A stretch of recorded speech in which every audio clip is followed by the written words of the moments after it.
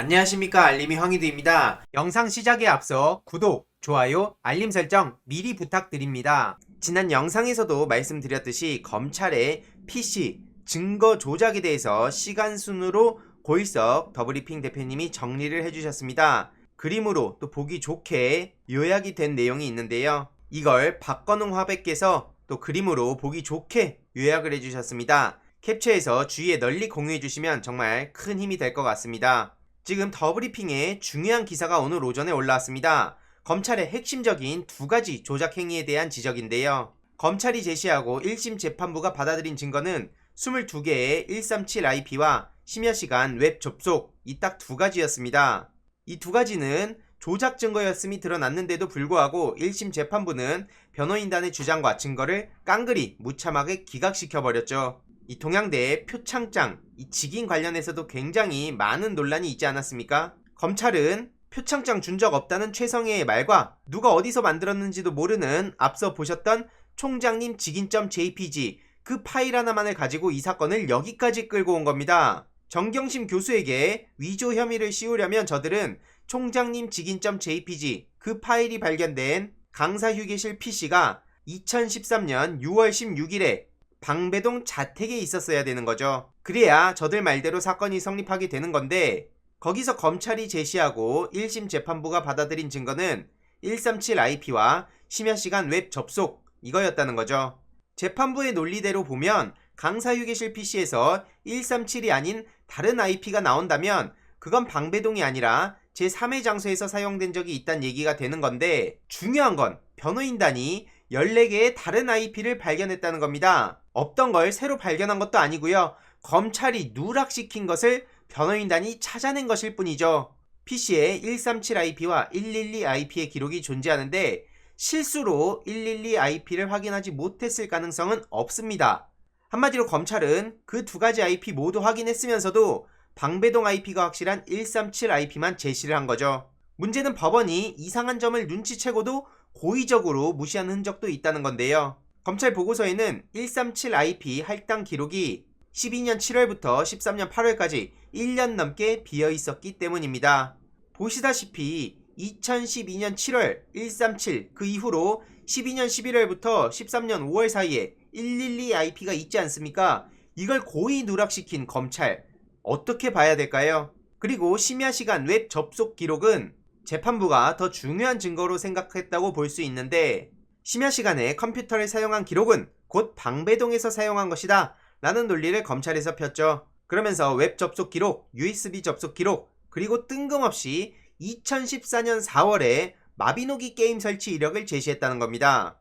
중요한 건 웹에 접속한 시간이 아니라 접속한 사이트에서 웹 문서가 최종적으로 수정된 시간이었다는 겁니다. 그런데 이걸 검찰에선 웹 접속 시간이라고 둔갑시켜서 보고서를 제출한 것이고요. 역시나 이것 또한 의도적인 왜곡, 증거 조작, 범죄 행위나 마찬가지라는 겁니다.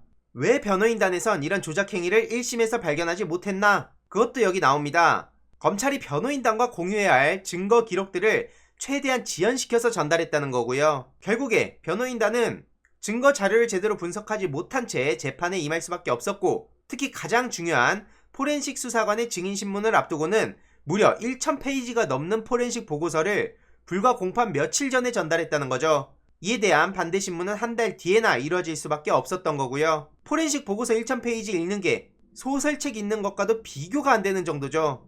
이런 보고서를 공판 며칠 전에 전달하는 건 피고인의 방어권 행사를 방해하는 것은 물론 검찰이 조작한 내용을 변호인단이 파악할 수 없도록 하는 의도적인 행위였을 가능성도 있다는 얘기입니다.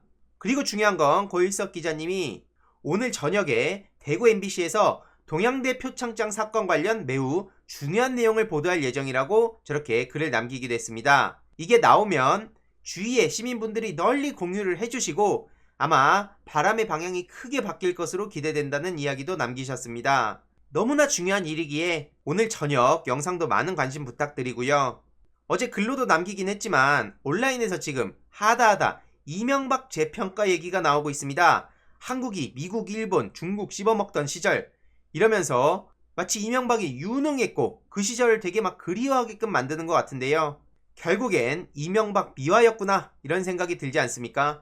지금 이명박 시절이었다면 백신왕 이명박 떴을 듯 이명박 재평가가 시급하다. 무능보다는 부패가 낫다. 이런 얘기들이 지금 나오고 있습니다. 갑자기 이명박 시대를 다시 소환시키려는 듯한 움직임이 포착이 되고 있습니다. 커뮤니티에는 각하 재평가 글이 부쩍 늘어나고 있고 유튜브 영상도 서서히 확산되고 있습니다. 백신왕 이명박? 과거 국정원 공작인 땡땡왕 이명박 시리즈에 저도 푹 빠졌었던 사람으로서 분노를 참을 수가 없습니다. 어떻게 저런 짓들을 벌인 사람을 미화하는 작업을 할 수 있습니까? 그런데 지금 자라나는 세대들은 땡땡왕 이명박의 유래를 잘 모르기에 그 틈을 파고드는 게 아닐까 싶습니다.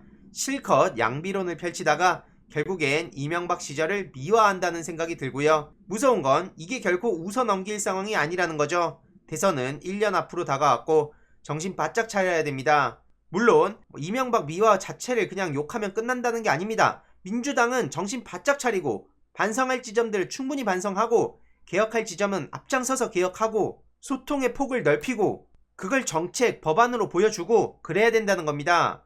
이 모든 것들이 택일의 문제가 아니라 다 같이 동시에 가야 되는 문제라는 거죠. 이런 상황에 황교안 씨가 지금 공식 활동을 시작했다고도 전해졌는데요. 활동 재개해야 될 것 같다. 이게 뭔 단독의 가치가 있는지 모르겠습니다만 오늘 오전에 단독 기사로도 떴죠. 그러면서 황교안 씨 페이스북을 인용해서 저렇게 기사를 쓰는데요. 오늘부터 공식 활동에 나선다는 겁니다. 그러면서 총선 때 사퇴 이후 황교안 씨가 공개 무대에 등장하는 건 이번이 처음이라는데 그동안 SNS에 정치 현안에 대해서 꾸준히 목소리를 내왔다고 하죠.